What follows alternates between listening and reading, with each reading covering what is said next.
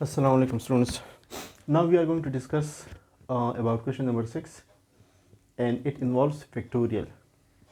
So the statement is 1 into 1 factorial plus 2 into 2 factorial plus 3 into 3 factorial up to n into n factorial is equal to n plus 1 factorial minus 1. Means sum of all these number on left side is equal to n plus 1 factorial minus 1. ठीक है, तो हम इसको proof करने के लिए 3 steps follow करते हैं यूजुअली।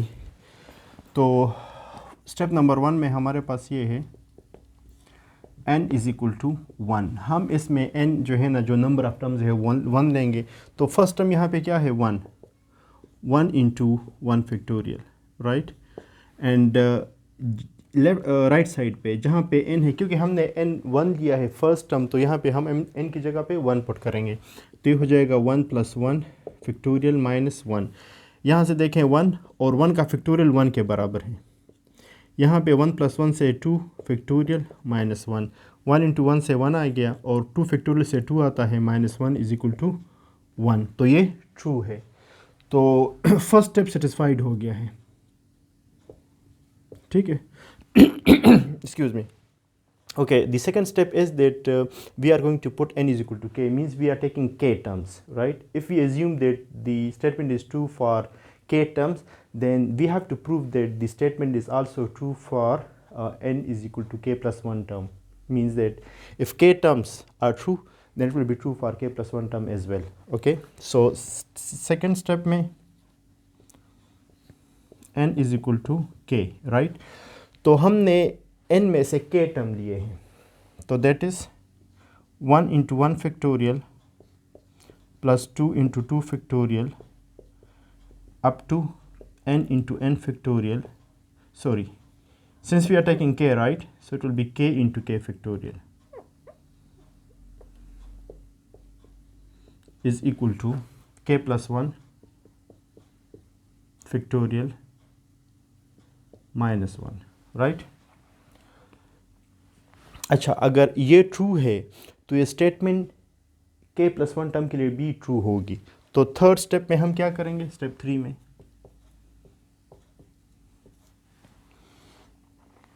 कि n is equal to k plus 1। तो हम यहाँ पे इसका जो नेक्स्ट टर्म है k का, वो क्या है k प्लस 1। तो हम बेसिकली इसके साथ k प्लस 1 टर्म जो है, इसका जो नेक्स्ट टर्म है, यहाँ भी ऐड करेंगे और यहाँ भी ऐड करेंगे। तो ये हो जाएगा 1 into 1 factorial plus 2 into 2 factorial plus 3 into 3 factorial plus k into k factorial plus इसका नेक्स्ट टर्म, k का नेक्स्ट टर्म क्या है, k प्लस 1। तो ये k plus 1 into k plus 1 factorial हो जाएगा,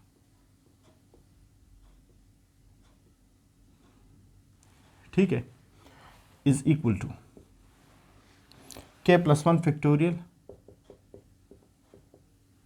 माइनस 1। क्योंकि हमने ये इस साइड पे ऐड किया है, इस इक्वेशन के लेफ्ट साइड पे जो यहाँ से लेकर यहाँ तक है, उसमें हमने ये ऐड किया है। तो हम इस साइड पे भी, राइट साइड पे भी हम ये टर्म ऐड करेंगे k प्लस 1 फैक्टोरियल, राइट। अच्छा, अब हम इस तरह करेंगे कि राइट साइड को सॉल्व करके हमने इसे ये बनाना है। मतलब ये है कि इस इक्वेशन के राइट साइड पे जहाँ पे k है, वहाँ पे हमारे पास यहाँ पे k प्लस 1 होना चाहिए। शेप यही हो, मगर सिर्फ k की जगह पे k प्लस 1 होना चाहिए, ठीक है। तो इसको आप सॉल्व करें तो ये हो जाएगा हमारे पास। अब देखें k plus 1 factorial plus k plus 1 factorial, ठीक है। तो इससे हमारे पास आ जाएगा, sorry we made a mistake over here, इसमें हमारे पास है k plus 1 into k plus 1 factorial, ठीक है। तो हम k प्लस 1 फैक्टोरियल कॉमन कर लेंगे इससे और इससे, या चलो इसको आप पहले अरेंज कर लें।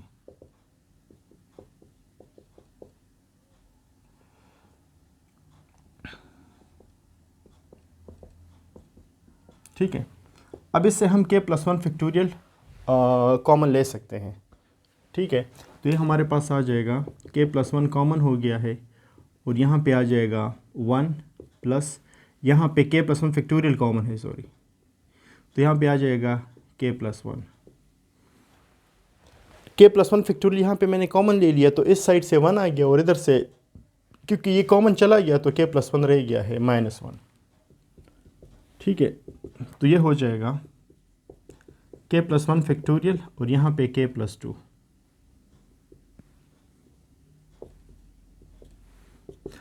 अच्छा, हमारे पास एक रूल है, अगर आपके पास इस तरह हो 4 फैक्टोरियल मल्टीप्लाई 5, तो हम इसकी जगह पे क्या लिख सकते हैं, 5 फैक्टोरियल। ठीक है ना, 4 फैक्टोरियल मल्टीप्लाई 5 की जगह पे हम 5 फैक्टोरियल लिख सकते हैं एक्सक्यूज़ मी, 5 फैक्टोरियल मल्टीप्लाई 6 की जगह पे हम 6 फैक्टोरियल लिख सकते हैं, क्योंकि जब आप इसको ओपन करेंगे तो ये आपके पास 6 मल्टीप्लाई 5 मल्टीप्लाई 4 मल्टीप्लाई 3 2 1, तो वो सारे दोनों बराबर है आपस में। ठीक है, तो इसी तरह हम यहाँ पे भी कर सकते हैं, क्योंकि k प्लस 1 फैक्टोरियल है और ये k प्लस 2 है, तो हम इसकी जगह पे लिख सकते हैं k प्लस 2 फैक्टोरियल।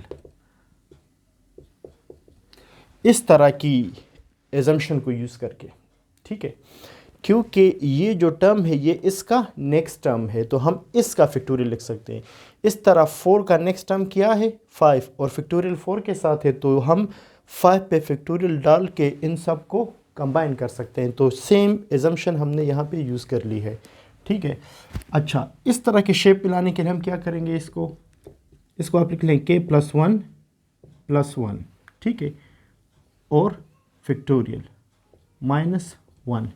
तो ये बेसिकली हमारे पास क्या हो गया, k, क्योंकि हमारे पास यहाँ पे k प्लस 1 टर्म है, तो उन टर्म का एक्सक्यूज़ मी, तो जहाँ पे k है वहाँ पे k प्लस 1 की जगह पे 1 अपनी जगह पे, और फैक्टोरियल -1। तो it means that this statement is also true for k plus 1 term as well, hence this statement is true for every term. तो हम आप यहाँ पे लिख सकते हैं, hence the statement is true for k plus 1 terms when it is true for k terms.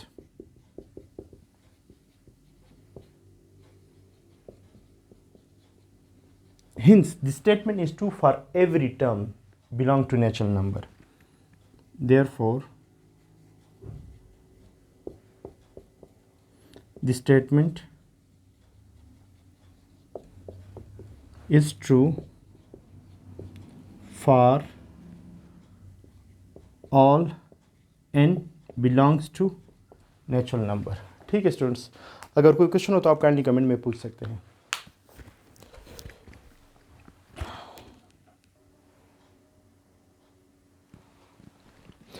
Okay, now we are going to solve question number 7, and the given statement in question 7 is 1 times 2. This dot is for multiplication, for product, right? So 1 multiply 2 plus 2 multiply 3 plus 3 multiply 4 up to n and its next term. So basically in every term, first term and its next term, in the first number into its next number, next natural number are multiplied. So up to n times n plus 1, and all their sum from here to here up to n terms, all of its sum is equal to n times n plus 1 times n plus 2 divided by 3। ठीक है, इसको proof करने के लिए हमने 3 steps follow करने हैं mathematical induction के। ठीक है, स्टेप 1 में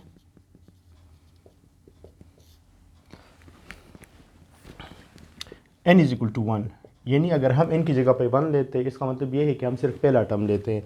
तो पहले टर्म में हमारे पास क्या है, 1 into 2, that is equal to, यहाँ पे आप देखें, यहाँ पे राइट साइड पे n की जगह पे 1 पुट कर लें, excuse me, 1 times 1 plus 1 plus 1 plus 2 divided by 3। सो यहाँ पे 2 आ जाएगा, यहाँ पे 1, ये 1 मल्टीप्लाई हो गया तो वही चीज़ आ जाएगी, तो यहाँ पे 2 और यहाँ पे 3 डिवाइडेड बाई 3, तो ये कैंसिल हो जाएगा, तो 2 इज इक्वल टू 2, तो दैट इज़ ट्रू, यानी फर्स्ट स्टेप इज़ ट्रू। अब हमने सेकेंड स्टेप चेक करना है, स्टेप टू में हम n की जगह पे k पुट करेंगे, यानी n टर्म में से हम k टर्म लेंगे। उसको ट्रू मान के हम फिर प्रूफ करेंगे कि ये k+1 टर्म के लिए भी ट्रू होगा। अगर वो प्रूफ हो गया तो इट मीन्स कि this statement is true for every number.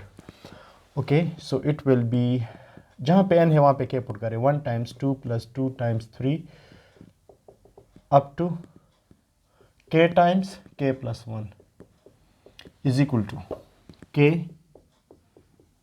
k+1 k+2 divided by 3। ठीक है, okay, if this is true then this statement must be true for k+1 term as well. ठीक है, और हमने प्रूफ करने का, वो प्रूफ हो गया तो ये हर एक नंबर के लिए प्रूफ होगा। इसका मतलब ये है कि 3 स्टेप्स फॉलो करके अगर एक स्टेटमेंट इन 3 स्टेप्स को जो है ना, इसको 3 स्टेप्स इस पे ट्रू होते हैं, यानी ये 3 स्टेप्स जो है ना ये इसको एक्सेप्ट करते हैं, या 3 स्टेप के थ्रू हम इसको प्रूफ करें कि लेफ़्ट और राइट साइड बराबर है, तो ये हर एक नंबर के लिए ट्रू होगा, इनफिनिट नंबर के लिए ट्रू होगा, नेचुरल नंबर्स के लिए। ठीक है, तो स्टेप 3 में n की जगह पे हम k+1 मीन्स इसका नेक्स्ट टर्म। अब इस टर्म के बाद इसका नेक्स्ट टर्म क्या होगा, जहाँ पे k है वहाँ पे k+1 हो जाएगा, तो ये हो जाएगा 1 × 2 + 2 × 3 प्लस k × k+1।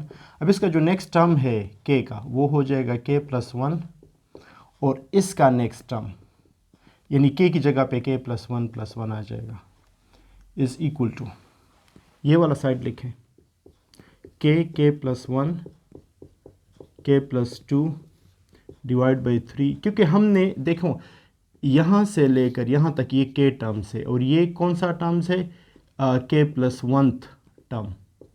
अब ये वाला टर्म यहाँ भी ऐड करें तो ये हो जाएगा k+1 k+1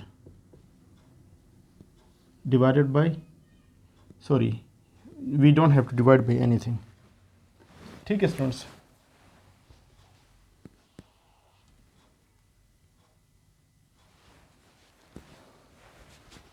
तो हमने अब जो इसके राइट साइड को इस तरह सॉल्व करना है कि हमारे पास इस तरह की शेप में आ जाए। ठीक है, तो पहले हम इस राइट साइड को सॉल्व करने के लिए आप एलसीएम ले लें 3, तो यहाँ पे आ जाएगा k+1 k+2 प्लस k+1, यहाँ पे आप k+2 लिख लें 1 + 1 की जगह पे। अच्छा, यहाँ पे 3 एलसीएम है तो 3 यहाँ पे आ जाएगा। ठीक है, इसके जगह नीचे 3 नहीं है ना, तो यहाँ पे 3 है तो यहाँ पे 3 आ जाएगी एलसीएम के रूल के थ्रू। अब यहाँ से कॉमन लें आप, तो k+1 k+2 कॉमन है, k+1 × k+2 ये कॉमन हो गया, तो यहाँ से k रह गया है और यहाँ से 3 रह गया है। ठीक है, यहाँ से k और ये 2 यहाँ पे कॉमन आ गए तो यहाँ से 3 रह गया डिवाइडेड बाई 3। अच्छा, और हमने कौन सा शेप लाना है, ये वाला, तो हमारे पास ये होना चाहिए k की जगह पे k+1 आना चाहिए, k, और इस k+1 की जगह पे k+2 होना चाहिए, यहाँ पे k+2 की जगह पे k+3 होना चाहिए, मींस कि हर k का नेक्स्ट टर्म हमारे पास ये होना चाहिए, यहाँ पे होना चाहिए। ठीक है, तो यहाँ पे चेक करिए ये सेटिस्फाई हो गया है। ठीक है, तो हम यहाँ पे कह सकते हैं कि इसकी जो एजम्पशन है ये ट्रू है, hints the statement is true because when we added k+1 term on both sides, we got similar to the right side expression। ठीक है, राइट साइड पे जिस तरह टर्म्स थे उसी तरह के टर्म्स आ गए, जस्ट डिफरेंस क्या है, k की जगह पे k+1 है हमारे पास, तो hence the statement is true for every term, for all n belongs to natural number, क्योंकि इसमें 1 2 3 पुट कर सकते हैं, डेसिमल या फ्रैक्शन पुट नहीं कर सकते। ठीक है स्टूडेंट्स, अगर कोई क्वेश्चन हो तो आप काइंडली कमेंट में पूछ सकते हैं। Thank you.